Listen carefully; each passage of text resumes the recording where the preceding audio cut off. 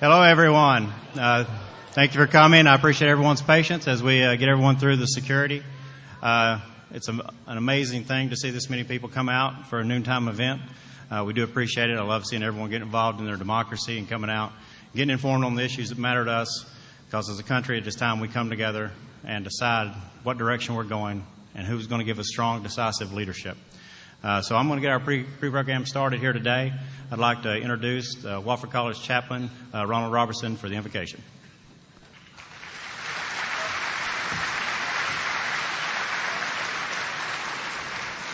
Let us pray. Almighty God, who has given us this good land for our heritage, may we always prove ourselves a people mindful of your favor and glad to do your will. Bless our land with principled industry and sound learning. Save us from violence, discord, and confusion, from pride and arrogance, and from every evil way. Defend our liberties and fashion into one united people the multitudes who have come here from many shores, who speak many tongues and practice many faiths. Endow with the spirit of wisdom those to whom we entrust the authority of government, that there may be justice and peace at home and untarnished honor among the nations of the earth.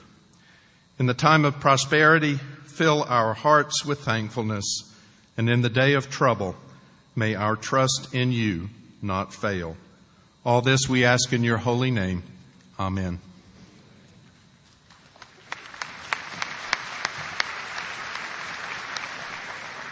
Thank you very much. I think we all needed to heed those words today more than ever. I would also like to proceed with the program here and introduce to you a proud member of our veterans that we so proudly owe so much to in this country. He served in the 101st Airborne in Vietnam. He is a decorated veteran. Please welcome Dean Allen to give us our pledge.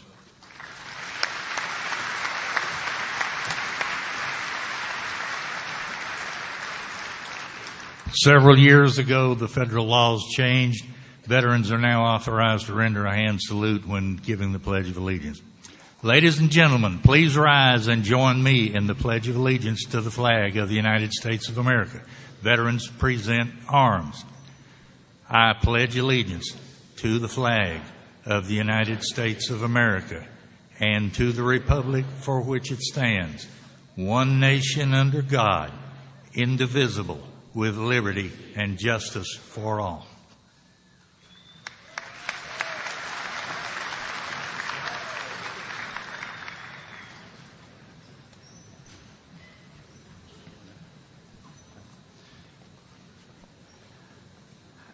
All right, I think we're going to move on. I thought about doing the Pledge of Allegiance myself or singing the national anthem, but I thought you deserved better. So we are going to welcome Wofford College's Gold Tones here to come up and sing our national anthem.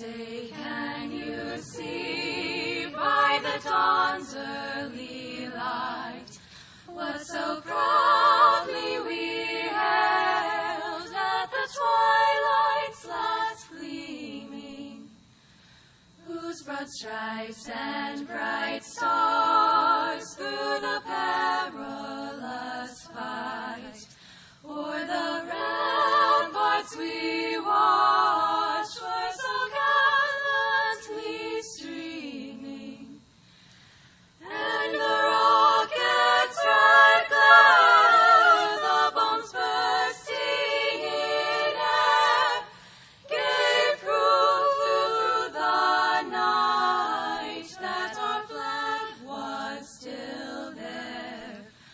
Oh, say does that star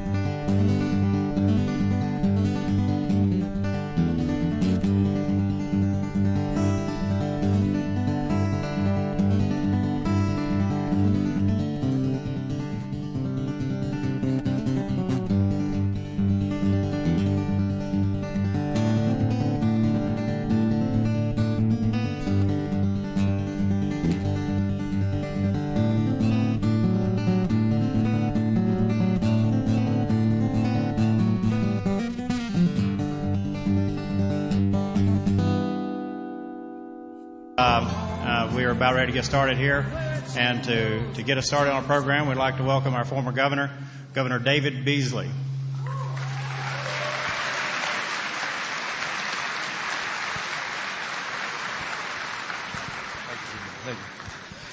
Wow.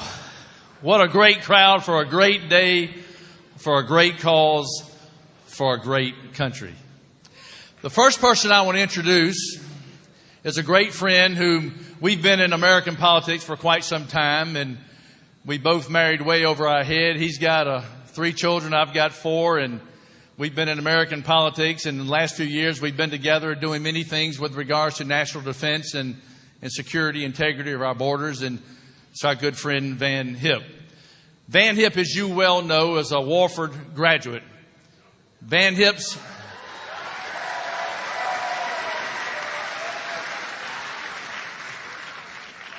and as you know, Van Hipp loves Wofford. And so he started the Hipp Lecture Series, and now we're in the presidential campaign dealing with issues of war and peace, immigration, integrity and security of our borders. The series that he has started with Commander-in-Chief is most appropriate in today's time. And so Van started this series on the Wofford campus because of his love for Wofford and because of his love for the freedoms and the liberties and the ideals that Wofford stands for and what our nation stands for. So I present to you a good friend, an author of a tremendous book, of which all the proceeds of that book go to charity and helping our soldiers. Is that right, Van? Van, come on up. Van Hipp, I present to you a good friend.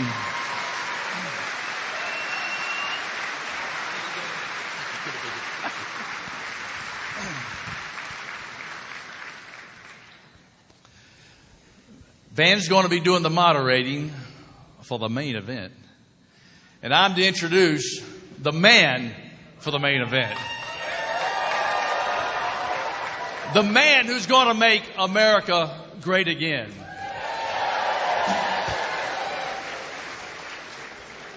Now, as you know, I was Republican governor of South Carolina.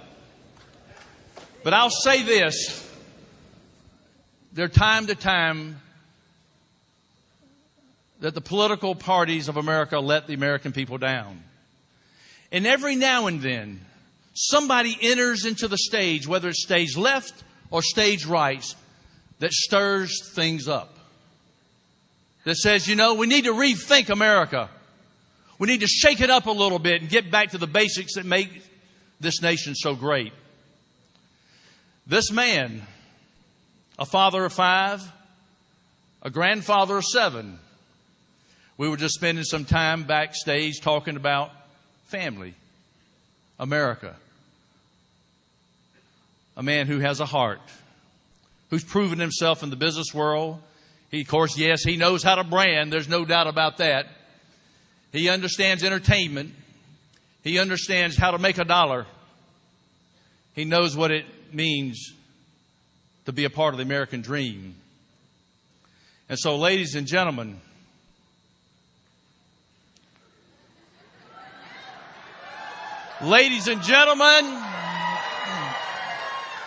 a revolution is about to start in this nation that's going to move this nation back in its right course.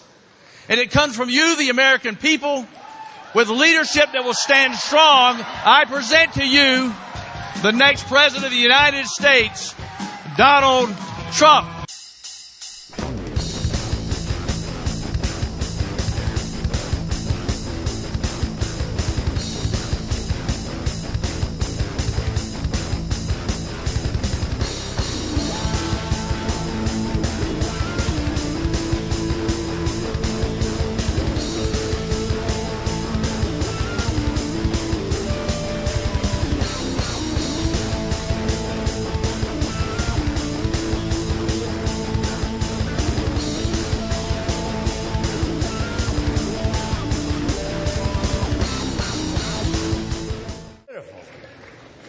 And the fire marshal is going to allow more people. We have hundreds of people outside. They shut them off. Now they're going to let them come in. So we broke the record, that's true. But they're going to let them come in. They'll have people standing at every door, and that's good. They broke the record, but they're all coming in, so thank you. You people got the best real estate, right? Thank you. Well, thank you all for being here. Mr. Trump, thank you for being here. Thank you. And this is the Commander-in-Chief Presidential Forum. Thank you for being here. And, you know, as the governor was saying, we started this lecture series several years ago to work with the Wofford students, to bring great people to campus, open to the public, hear great new ideas. And people ask, why a Commander-in-Chief Forum? The reason the Founding Fathers and the states came together in the first place was to provide for the common defense of the American people, to keep America safe. And I can't think of and I think in this election, 2016 is going to be about electing a Commander-in-Chief who can keep America safe. And I would say this, I want to thank Dr. Bill DeMars, the chairman of our government department, did a great job. We've got some great questions from students we're going to be asking soon. Right. And why Wofford? Why Spartanburg? There's a rich history here in South Carolina and in Spartanburg when it comes to national security. Our people have an appreciation for what their forefathers went through to build this country, keep this in the freedoms we've got, freedom of assembly, freedom of speech, which lets us be here. This is the place where Henry Kissinger became an American citizen at Camp Croft in the early days of World War II. This is where one of America's best secretaries of state, Jimmy Burns, did much of the work on the Manhattan Project. And this is the place where the Scots-Irish of the backwoods of South Carolina came together to defeat the British and turn the tide in the American Revolutionary War. This is the right place to have a Commander-in-Chief series. And Mr. Trump, I want to thank you for being here. And I would just start with that. This election is about electing a Commander-in-Chief to keep America safe. How do you view your role as Commander-in-Chief and what best prepares you? Well, it's so interesting. And first of all, this is a beautiful place. We drove in. I said, wow, I don't know. If I would have known about this, I would have forgotten about the Wharton School maybe. This is really a special place and a beautiful. And I've met your headmasters. I met a lot of your professors. And you have a great group of people that really love what they're doing and they love their students. So congratulations, everybody. It's really great. Your question is so interesting because it's evolving. It's changing. 2 weeks ago, I would have talked about trade, and I was talking about China and how they're killing us, and we all know that story, and boy, is that true. We're going to lose a tremendous amount of money this year. We have for many, many years because we have people that, frankly, don't know what they're doing. But we're now sort of pivoting. As of about 4 days ago, we're pivoting into other subjects, and very strongly, more strongly than I even thought. When I announced that I was going to run for president, which was not an easy thing to do. You know, if you're a successful guy, you do something, you really put yourself out on the line. And yet it's that kind of thinking that we need in the country now. We have to have that kind of thinking because what's happened over the last fairly long period of time, in all fairness, we just can't keep going on like that. But now, with what's gone on in Paris, and even today, as you know, it's been tragic, what's happening all over, all over the world. And they want to come into other locations. And they said they want to come into Washington, which means they probably want to come into New York or they want to come into someplace else. Unlike our president, he says where they're going to go, that's where they're going to go. He's totally predictable. They're unpredictable. So when they say Washington, they mean some other place. But a lot of things have happened over the last few days that really bring it to a point where I'm more and more speaking about security, taking care of us, being strong militarily, always taking care of our vets, our greatest people, our vets, always. In fact, we put in a plan for the vets. It's such a great plan, and they love it, and everybody's happy because the vets have been treated very badly. In fact, illegal immigrants in many cases are treated better than our veterans. It's hard to believe. And, you know, that's not just a statement.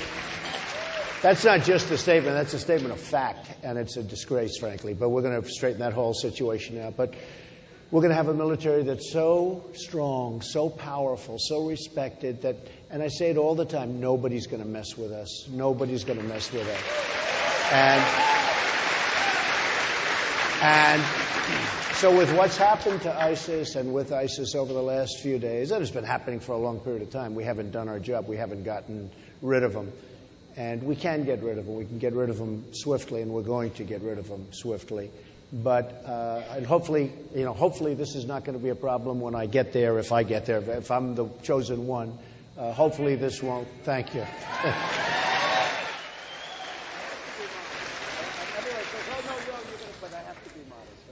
I appreciate that shout out. But hopefully this product will be eradicated prior to getting there. But if it's not, I'm going to take care of it very, very swiftly, believe me. It's going to be taken care of. A week ago today, we saw the terrible radical Islamist attacks on Paris. Right. Last night, Mali. We now learn from our FBI director he's got 1,000 active ISIS investigations right now in America in all 50 states.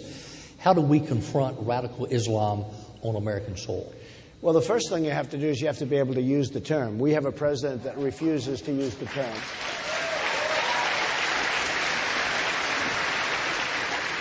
We have a radical Islamic terrorism problem, and I don't know what's going on. Hillary was unable to use the term the other day, and of course she's very concerned that if she angers the president, she's going to end up being indicted. So, she has to be very nice.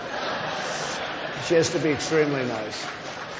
She's walking on eggs right now. Boom, boom, boom. She's walking very gently. She is I thought that Democrat debate. It's actually the Democrat debate. They call it the Democratic debate. It's not the Democratic. It's the Democrat debate. It doesn't sound as good, but that's really the name of it. Every network has it wrong. They call it the Democratic debate. It's not. But during the Democrat debate, I thought that was an incredible statement. You have the one guy who was the mayor of Baltimore. He shouldn't even be up there. This guy is. Then you have Bernie Sanders, who's sort of caught a little bit of an ear of something because it's a little unique. But, give me a break. This is not what we need. And his statement on global warming was incredible. The Paris attacks emanated from global warming. I said, wait a minute, let's play that back. I want to hear that. I want to hear that one more time. So he's not a factor. And he actually gave it up. When he was doing pretty well. And he was getting the second largest crowds. I have by far the biggest crowds. And this is a record today. Is that right? This is a record for the place. This is the biggest crowd I have ever seen. Yeah, this is a record we've given ever. Happy. I'm happy. I love records. I just love records. But when he really gave it up in order to get a good soundbite. When he dropped the whole thing on the emails, no, the emails, no problem. She's under investigation by the FBI. It's no problem. So he dropped that. And I happen to think that Hillary probably nothing will happen because I think she's being totally protected by the Democrats. I think that the party and the president is protecting her. So even though Petraeus was sentenced very severely, even though many people went to jail for doing about 5% of what she did, I think she's probably going to be their nominee and probably going to run unimpeded with the criminal investigation. I think it's outrageous because, frankly, what she did is absolutely criminal by every standard. You can look at many different statutes. But it'll be a big topic of conversation. At least if I go, it will be a big topic of conversation. But she's being protected, and that's not the way our country is supposed to be run. And, frankly, I think it's a disgrace. And here's a great question from a Wofford College junior, Connor Jasso. Now that Russia has inserted itself militarily in Syria on such a large scale, how would you restore American leadership in the Middle East, or is it too late to do that? Well, it's never too late, but the question is, what do we want to do? We've been tied up, and I believe, and I use this term, militaristic. I am the most militaristic person in this room, believe me. I know when to use it. I was totally opposed, most of you know this, but I was totally opposed to the war in Iraq. I said it's going to destabilize the Middle East. In 2003 and 2004, I was sent actually a delegation from the White House came to see me because they wanted to convince me that it was a good thing because for some reason I get disproportionate publicity. I don't know why. And they had big articles that Trump was against the war. This is in 2003, 2004. Actually, in 2004, Reuters did a huge article, Trump opposed to the Iraq war. But I just viewed it as something that we shouldn't be involved in. Why are we doing this? We're going to destabilize. Because if you look, Iran and Iraq were the same militarily, the same. They fight all the time. That's what they do. That's all they do. Fight. They fight. We want to do other things, right? So they fight. So they go this way. They go that way. They'd go this way. Then Saddam Hussein would throw some gas. The other side would throw some, and then they stop for a couple of years. Then they start fighting. I said, if you knock out one or the other, in this case Iraq, the other one is going to just take over they're going to take over whoever's left. And so what happens is Iran, as sure as you're sitting here, Iran now is taking over Iraq. Iraq, people don't realize, has the second largest oil reserves in the world. Nobody realizes that. Nobody ever talks about it. It's amazing. Immensely wealthy.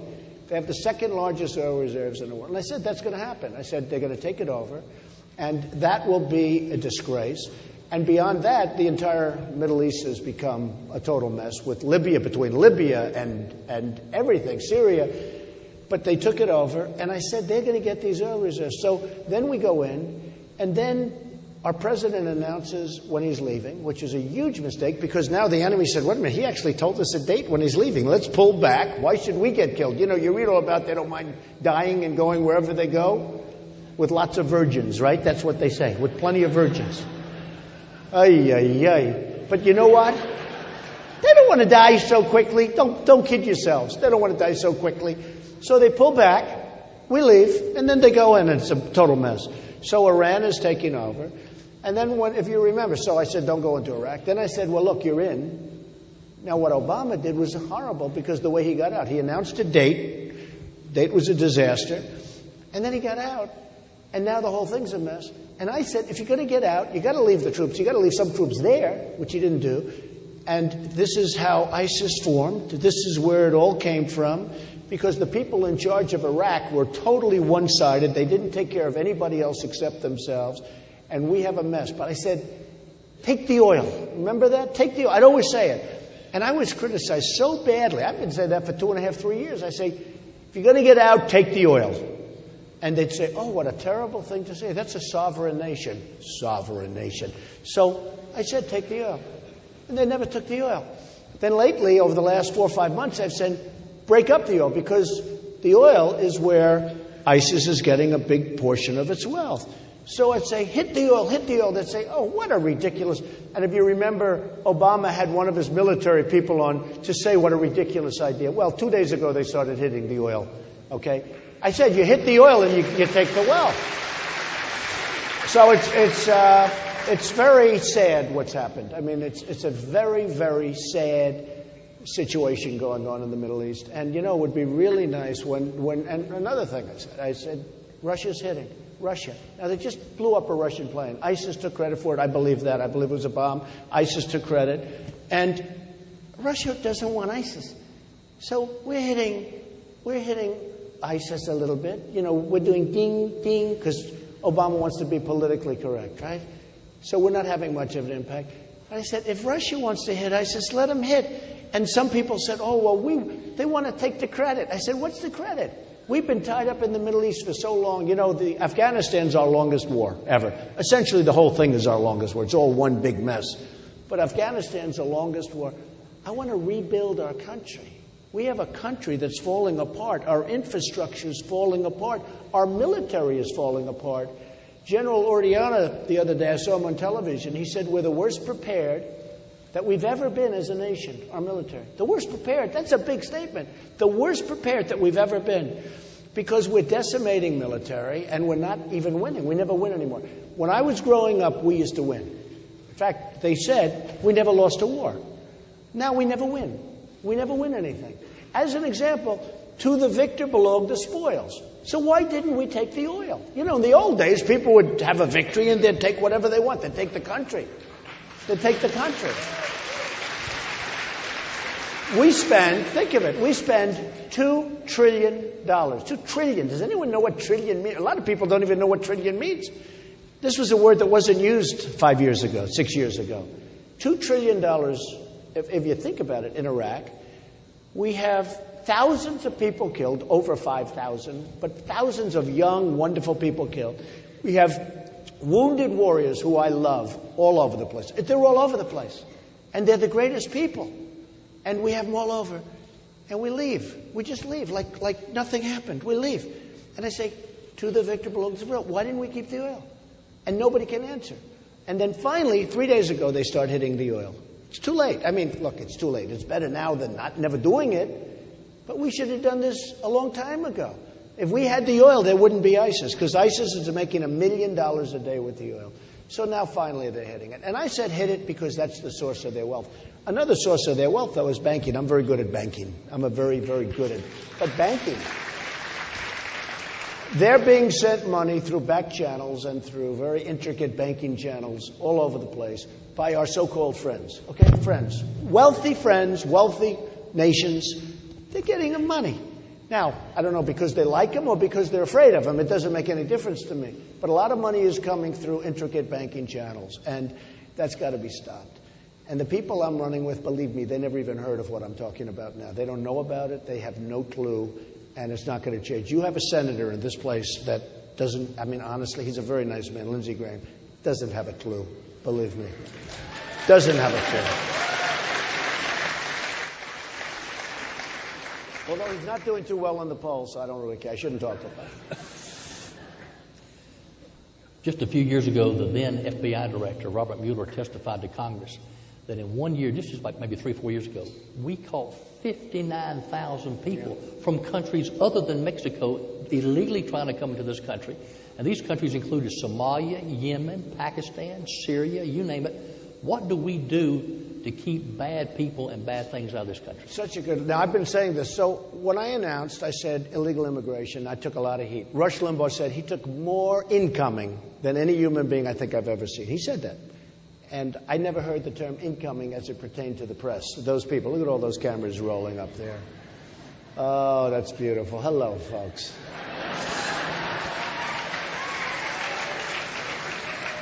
No, but honestly, 30% of them are honest. Okay, 30. At a max. But some of them are really good, but about 30, I figure about 30%. But I've been saying this a long time, and I took such heat. And a lot of it was what I said was misconstrued, and it was, they take quarter sentences and they don't say the rest, and you saw what we went through. And honestly, we made the whole subject of illegal immigration the biggest factor in this whole race. And it was not, I don't think it would have been mentioned. I don't think it's a fact. I don't think it would have been even mentioned. And it became the biggest factor in the race. Everybody was talking. First I took heat. I mean, I was really taking... Macy's said, we can't sell your shirts and ties because we're going to have pickets in front.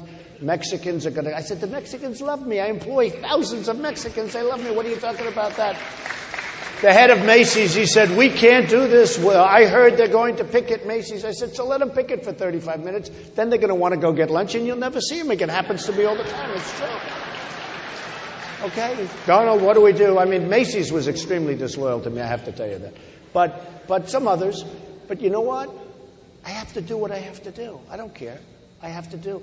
And I brought up the subject of illegal immigration, big league. And then people started to say, about 2 weeks, took a while, but people started to say, he's right. And then you had tremendous numbers coming out, tremendously poor numbers and bad numbers coming out about the crime. The crime wave is incredible. And then you had beautiful Kate in San Francisco shot in the back by an illegal immigrant. And we had so many others. Jamil, and a wonderful young student who was going to go on a scholarship, full scholarship, football scholarship. This is a great kid, great father, was a friend of mine. And he was shot right through the head by standing. He was walking home from a deli. He got himself a sandwich and his father. They were going to have a sandwich together. And this guy passed him and just shot him. Took out a gun, shot him in the head 4 or 5 times. And when he went down, he went like this, and he shot his hands off because it was a .45 and shot him right through the hands. I mean, the whole thing was so horrible. And so many other cases, illegal immigrant. And people started saying, Trump might be right. He might be right. Now they know I'm right, and it's become a big factor. And you were just telling me how well he was telling me about the polls. He knew more about my polls than I did. Can you believe this? But you were just saying about how good they are. But I think a lot of it has to do with illegal immigration. And then to get back to your question, you bring it to today, and a lot of people are viewing the whole Parisian disaster, which is just a horrible thing. But they view that as part of safety and part of borders and part of the fact that we're going to have borders, and they're going to be borders, strong borders on the southern border and everywhere else. And just to finish, we are going to have a wall, and we're going to have a big wall and a real wall. And Mexico is going to pay for the wall. I will tell you that. Mexico's paying for the wall. So when people saw that, and they understand now, a lot of the candidates that I'm running against are sort of coming my way. I was out there by myself. Now all of a sudden they're saying, I think a wall's a good idea. A wall said 5 weeks ago they were saying, you got to be kidding. The other thing that's funny, and they'll never be able to do that because they're just politicians. They're all politicians. But when I say Mexico's going to pay, I'm not playing games. I'm not just saying that. I'm a business guy. It's like CNBC. They were going to have a 2-hour debate, and then they sold all their commercials for numbers that they never thought possible, and they made it 3 hours. And I said, you're not going to do that. And I protested. And within about 2 minutes, I convinced them not to do it. I said, that's not right. Who wants to sit for 3 hours watch? I don't care. I can stand for 25 hours and do a debate. But who wants to do that? And everybody said, oh, but you won't be successful. And if you call them, they won't do it. I said, they'll do it. They'll do it. Believe me. I got all the ratings anyway. So I said, I won't participate in the debate. And they said, okay, we'll make it 2 hours. But we got them down. We got them down. And the same thing with Mexico's actually easier. Because we have a trade imbalance with Mexico of $45 billion a year. The war's going to cost probably $8 to $10 billion. And that's super wall. That's not, they were going to spend more money on a little wall like this where you just drive over it, right? You saw the walls they built where they have a ramp. And they built a ramp on the wall. They built the wall. And they have a ramp where the cars go over at 40 miles an hour. And they have the drugs. They're loaded up with drugs. And they just go over. We're going to have a real wall. We're going to have a wall. See the ceiling up there? That's about the height. Maybe we'll go a little bit higher. Believe me. We're going to have a real wall. And walls, remember this, ask Israel. Walls work. In Israel, 99.7%. That's how it works, okay? That's pretty good. And they have a wall, and walls work. In fact, this migration, which is a disgrace that we could have allowed and other countries with their stupidity, but us, by destabilizing the Middle East, you have the migration. And now some of the countries want to build walls. And you know why they want to build them? Because they work. And we're going to build one. And if people go back, if the press goes back and looks, a number of years ago, like 10 or 12, people wanted the wall. And one of the reasons the wall was never built was they could never get, listen to this one. I'll tell you who'd like this is Bernie Sanders. They could never get an environmental impact statement approved. Can you believe it? They could never get, because a toad or something was in the way, probably a snake in the desert. But they could never get an environmental impact statement approved. Can you believe this? And then you look at China. They're building islands in the South China Sea. They're dredging that sea. They've got the biggest excavators you've ever seen. Not caterpillars, by the way. They use their own.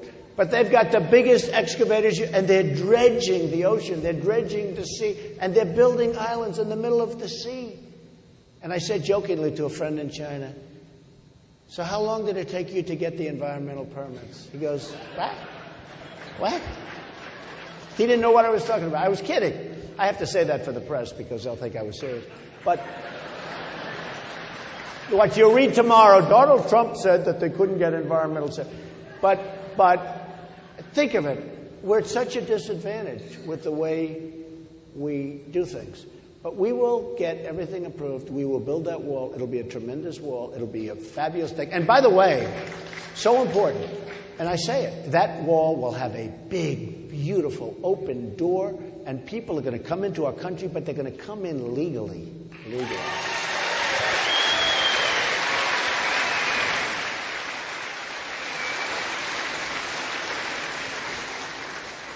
And that's he's doing a good job.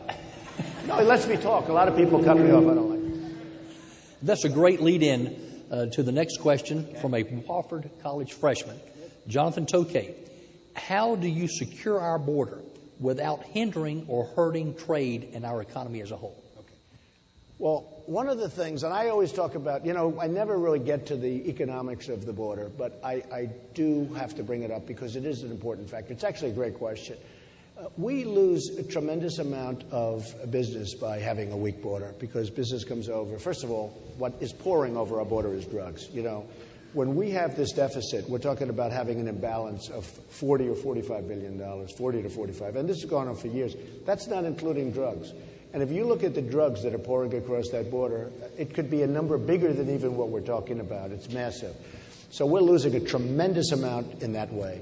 But what happens is we're also losing a lot of jobs because people are coming in, they're taking jobs that we could have for our people, and don't believe the number of 5.2%. It's nonsense. It's total nonsense.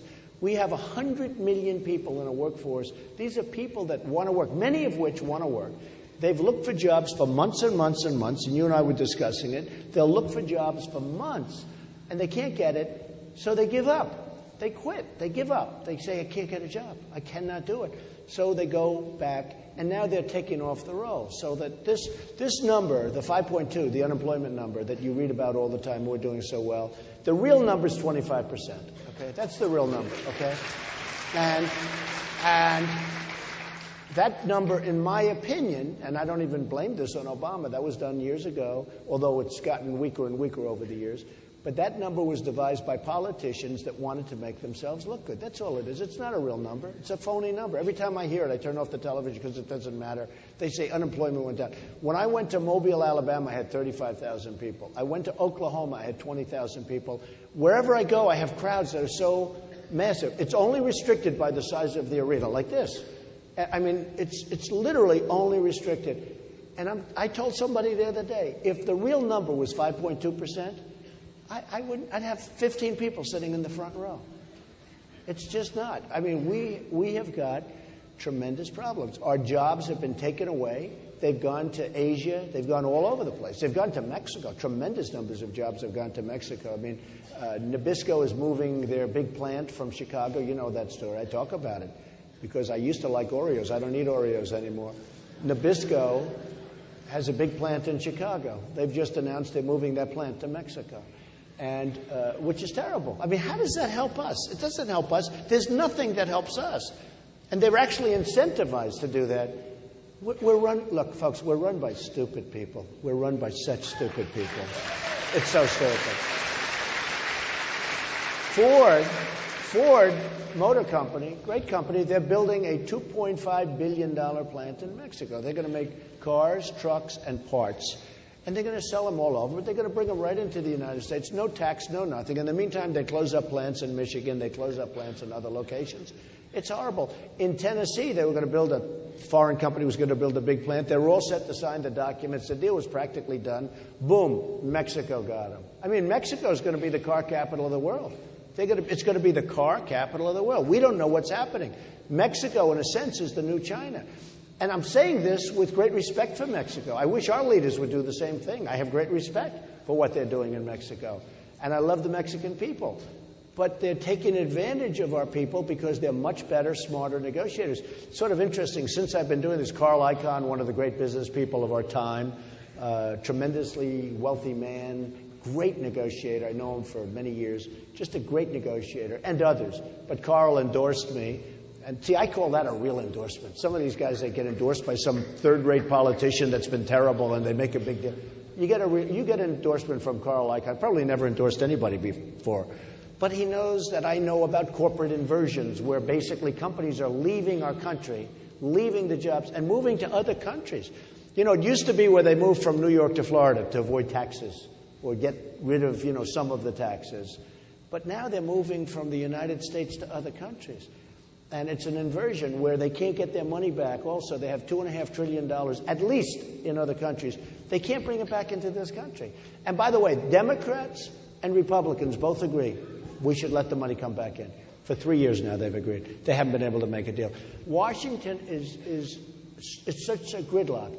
I used the inversion story to tell you that, okay, it's one thing when Republicans and Democrats, they don't get along, they can't make a deal. That's one thing. And there are plenty of things that they disagree on. But here's something, $2.5 trillion, I think it's much more than that, but it's at least $2.5 trillion is outside. This is money that's essentially owned by American companies. They can't bring the money back into the country. Politicians for years have agreed on both sides, almost unanimously, that it's good to have the money come back. Who could say bad, right? No, we don't want the money, right? It's ridiculous. They can't agree. For 3 years, they've been talking about it. They can't agree. And if that $2.5 trillion came into the country, more, but if that $2.5 trillion came into the country, think of what would happen. I mean, it would be a tremendous influx, jobs and everything else. But they can't even agree on something that they all agree to. It's very, very sad. And that's where leadership comes in. I mean, I would get them in a room, and I'll tell you, within 2 hours, we'll have an agreement.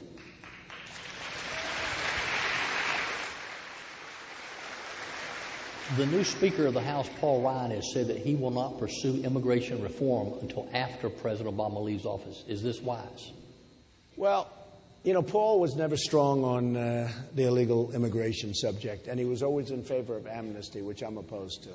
But he was always in favor. I mean, you look at amnesty, Carson wants amnesty, and although Carson's been hurt very badly because his own advisors said that we cannot teach him anything. He's incapable of learning. That's a tough statement, folks, okay? That is a tough statement. That's a very tough statement to handle. But Carson was, you know, he's very much in favor of it, and Paul Ryan and Rubio. I mean, you look at Rubio, he's the king of amnesty. He was a member of the Gang of Eight. And a lot of these people wanted to have very weak rules on regulations having to do with immigration. And now a lot of them are coming my way, and I don't know if they're giving that the credit, because I actually don't think that's, I think it's one of the reasons, but I don't think that's the big reason for this, very high poll numbers. But I think they're trying to take some of that by all of a sudden becoming tough guys on amnesty. Let me tell you, if they feel that way now, they're not going to change, and they can say whatever they want. But the people are smart.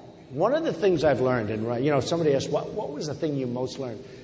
I'll tell you, and I'm a little surprised by it, to be honest with you, because the press is dishonest largely. I mean, not all dishonest, but largely dishonest. And so, therefore, you're reading a lot of dishonest things. I'll make a statement, and they'll cut it in half, and it means totally different if you cut it in half. Or they'll quote me. I have one group that actually just quotes me, and it's nothing. I never even said this stuff.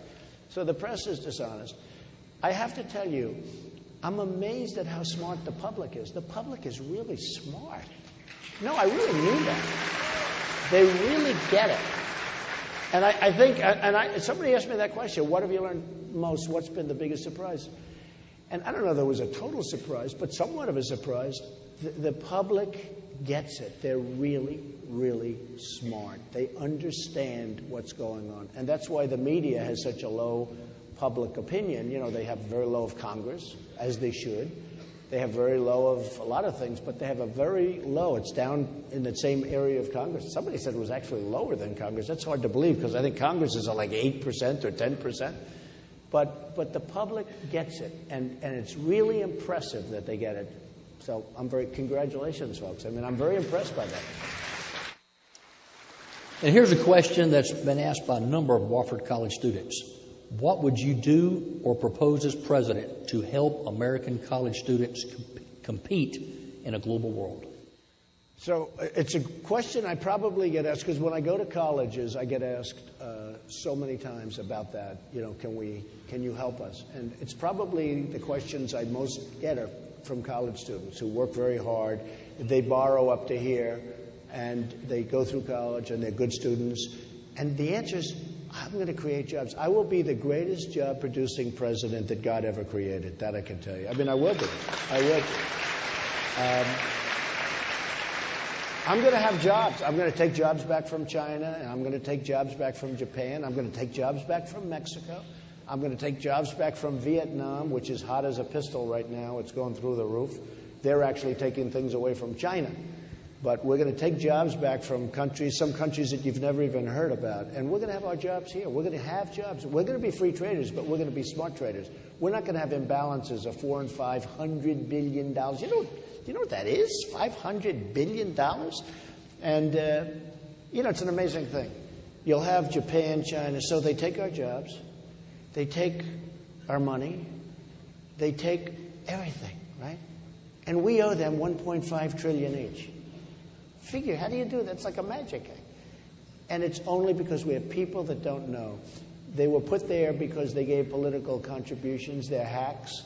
They don't know. We don't use the great negotiators like Carl Icahn, like Henry Kravis, like others that I'll have involved. I'll use our greatest negotiators. And believe me, when they see like a Carl or others that I know the best in the world, and they see these people coming, they'll know the game's over.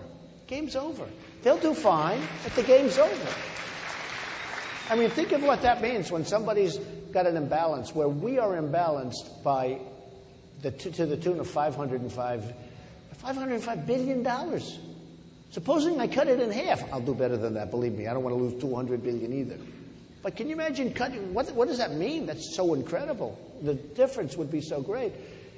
So we're going to have the greatest negotiators in the world, and we're going to create jobs so that when you graduate from this school, you're going to have jobs. You're going to have jobs. You're going to have victories, too. You're going to have a lot of victories. We don't have victories anymore. We don't win anymore as a country. We don't win at anything. We don't win with ISIS. We don't win with the Iran deal, one of the worst deals I've ever seen negotiated. I mean, I should have had our governor negotiate that deal. That would have been a lot.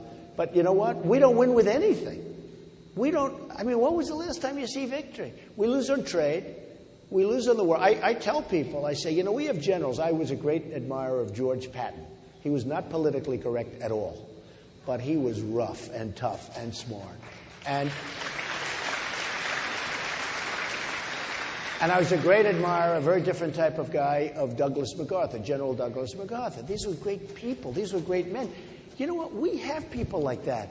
Right now, we have people like that. But we're not using them.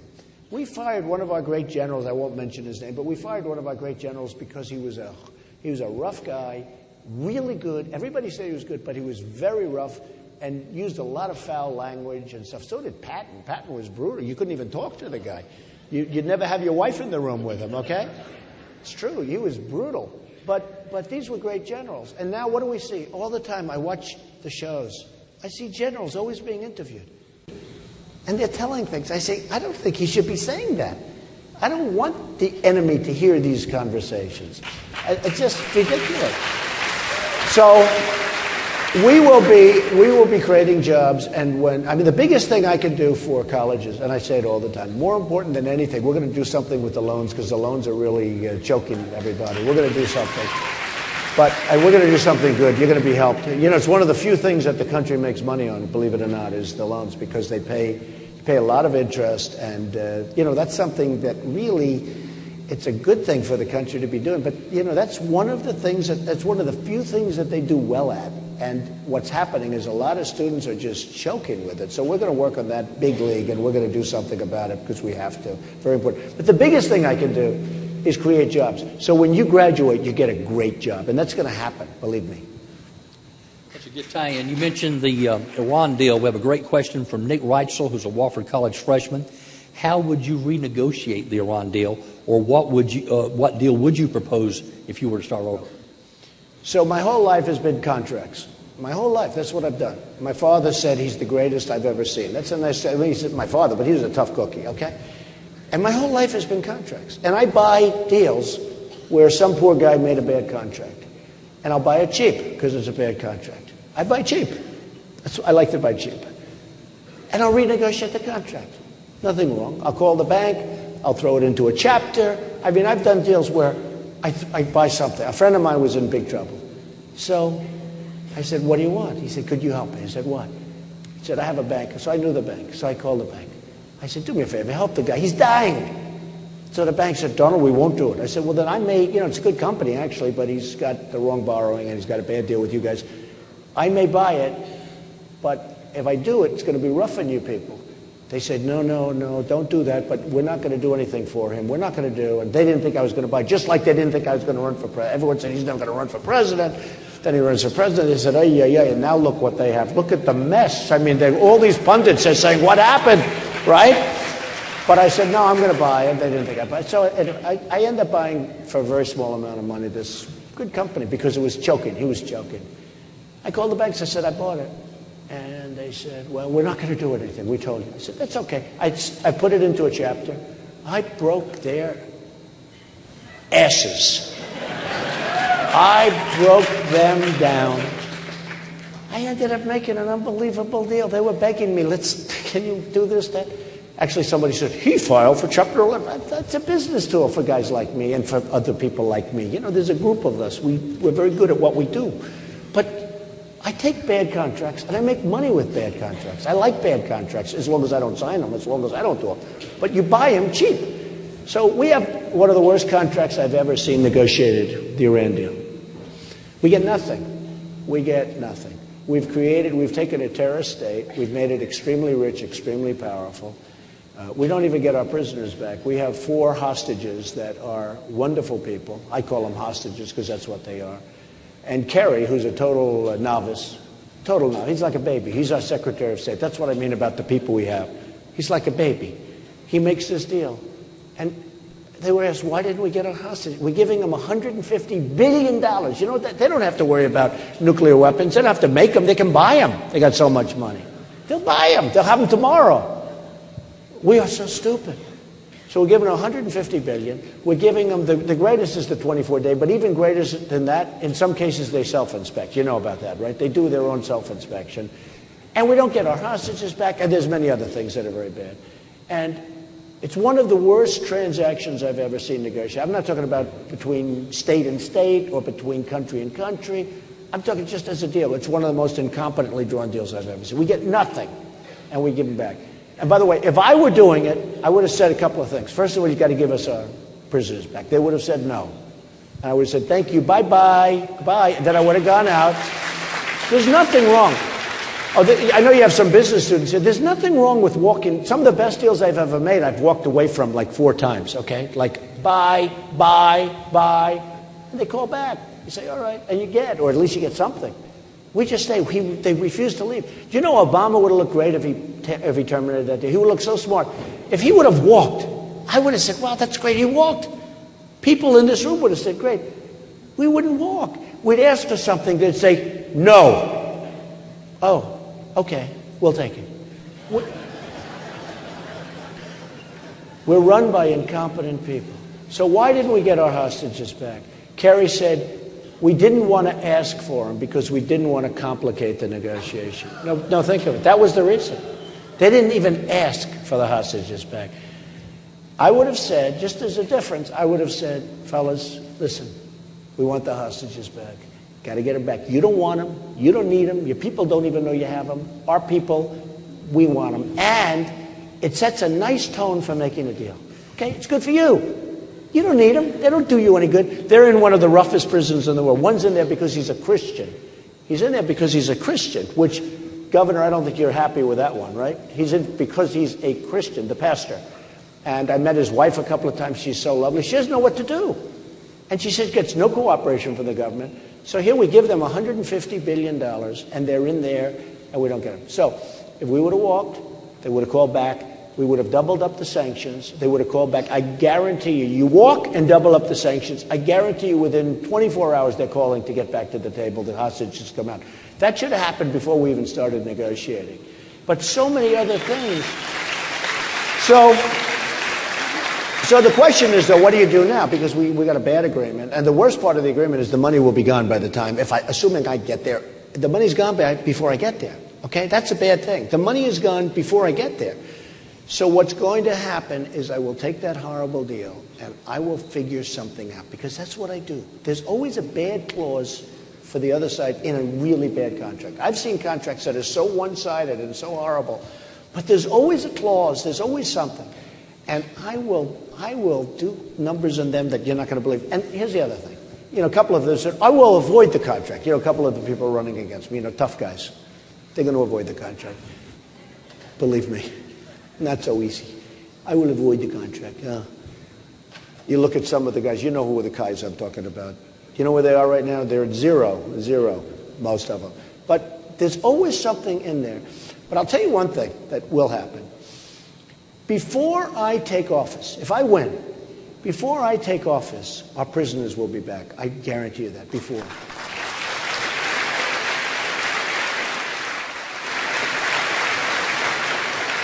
Because they will know that if those prisoners are not back on our land by the time I take office, they're going to have hell to pay like they never paid before. And I will tell you. So those prisoners, they should have been back, by the way, they should have been back years ago, but they will be back before I take office. Yes, yesterday the president said in the Philippines that Syrian refugees are no bigger threat to the U.S. than tourists. And I want to quote the president. He said the idea that somehow they pose a more significant threat than all the tourists who pour into the United States every single day just doesn't jive with reality. Your thoughts? I mean, do we really even have to answer that question? It's incredible. A friend of mine and a man who's actually considered one of the top, look at the people who are still pouring in. This is crazy. You guys really know about real estate. You got all the good locations, but they're still coming in. A friend of mine who is a real expert on national security told me something that shocked me. This was 2 years ago. This was before all of this craziness is happening with the migration, which is a very sad thing and all, but just crazy what's going on. He said that if you are a Muslim and if you are in Syria, so you're a Syrian Muslim, it's one of the easiest places in the world, under Obama, it's one of the easiest places in the world to get into the United States, to become, to get in. I guess to become a citizen, but to get in. So if you're a Muslim and you're from Syria, it's really easy. One of the easier places in the world, okay? Listen to this one. If you're a Christian and you're from Syria, now these are people having their heads cut off. So these are people that if we're taking anybody, let's help these people. If you're a Muslim, I'm not saying it's great to be in, to be over there. But if you're a Christian, you're in deep trouble. They're chopping off your heads like forget it. James Foley, I'm friendly with the parents, they're great people. It started with James Foley, who's an amazing guy, head chopped off. We never saw this before. It's like medieval times. So if you're a Christian and you're from Syria, it's almost impossible to get in to this country. Now think of it.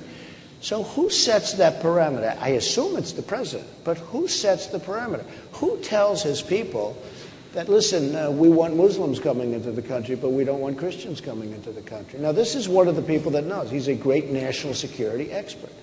And I didn't believe it. I said, you got to be kidding. No, it can't be possible. Turns out to be true. So if you're a Christian from Syria, it was virtually impossible. But if you're a Muslim, it was one of these. So we have a bad tone going on. I always talk about tone because Jeb Bush would always say, Donald Trump's tone is a little bit tough. I don't like it. It's not nice. They got people chopping heads off, and he's worried about my tone. His tone should be tougher. Believe me, he'd be doing a lot better. But it is so sad when you think that here you have Christian people, good people, and the Muslim people all over there, good people too. But why is it so hard for a Christian to come into the United States from Syria and almost one of the easiest places in the world for a Muslim to come in? But that's a fact. It's pretty bad. Last question. How do we fight ISIS? How do we fight ISIS on social media and on Facebook and Twitter doing enough? Okay. So I know a lot about Twitter and Facebook. Actually, I won't say. Somebody said I'm the Ernest Hemingway of 140 characters. Can you believe it? I was actually given that credit.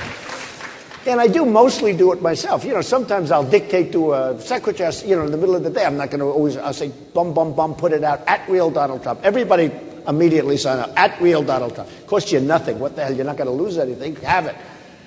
But I've got almost 5 million people and going to soon have way over 5 million people because we picked up, I think last week, over 100,000 people in a short period of time, and we're picking up a lot. And it's fun. And, it's like owning the New York Times without the losses. It's tremendous. It gives you a lot of power.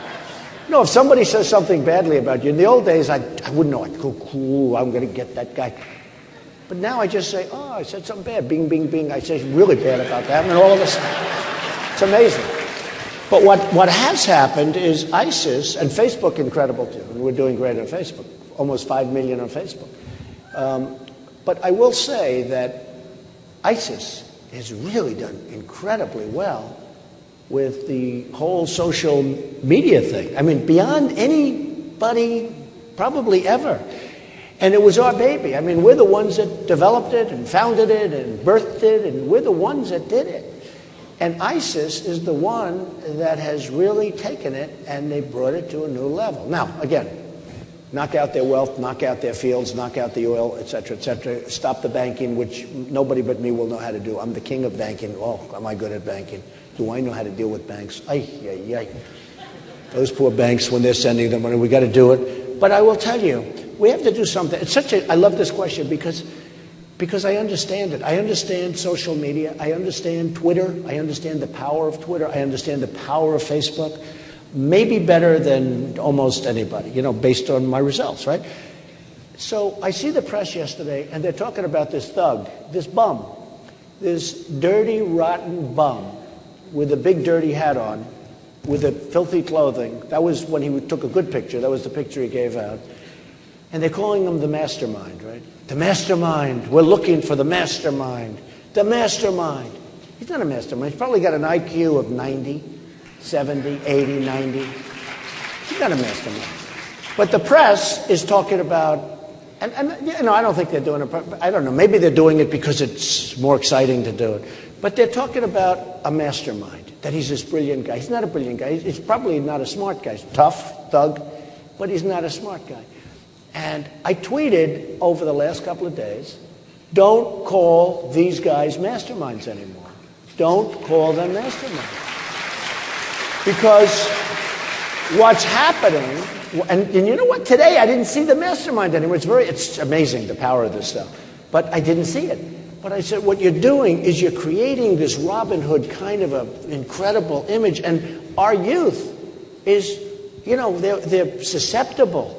And they're reading all these stories about this brilliant guy who escaped. Well, it turned out he didn't escape. His body was all over the wall, right? In the form of blood and bones. And by the way, the French police, I think, did a very good job. I think they did a very good job. I gotta say. I think they did a hell of a job. That's not easy. You have people with bombs wrapped around their body, and that was not easy, so I give them a lot of credit. But I said to the media, and I'm doing it on Twitter and Facebook, don't call them masterminds. Call them thugs. Call them losers. I said, call them losers. Call them whatever you want. But don't call them glamorous terms. They're not glamorous people. What is a mastermind about sending a few stupid people into various places in Paris, going bang, bang, bang, boom, boom. And one other thing while we're on that subject, Second Amendment, okay? You know what I'm going to say, right? So you had hundreds of people in those rooms, those various rooms, especially the big dance hall. You had hundreds of people in those rooms. Paris and France have probably the toughest gun laws in the world, from what they say. Okay, and we have tough gun laws here in some places, and by the way, they're usually the places that have the biggest problem. But Paris and France have the toughest gun laws almost in the world. So out of all of those 5, 6, 7, 800 people, there wasn't one gun. The only one that had the gun were the thugs, were the stupid people, were the losers. They were the only ones that had the guns. And they went in, and you heard the reports, the same reports of people that survived. They'd say, over here, boom. Over here, boom. Move over, boom, boom, boom.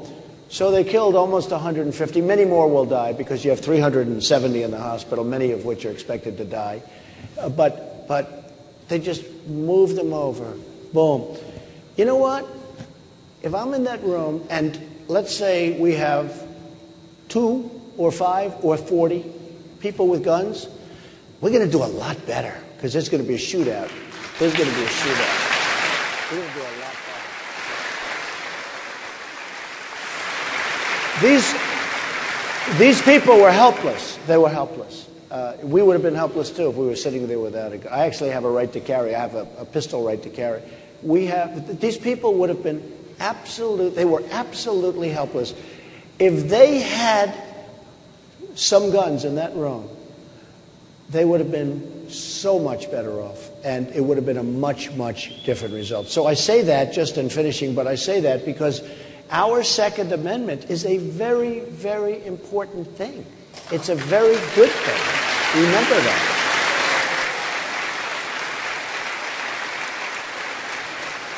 Mr. Trump, I want to thank you for being here, and I know the Wofford College students and the people of Spartanburg, South Carolina want to thank you for being here.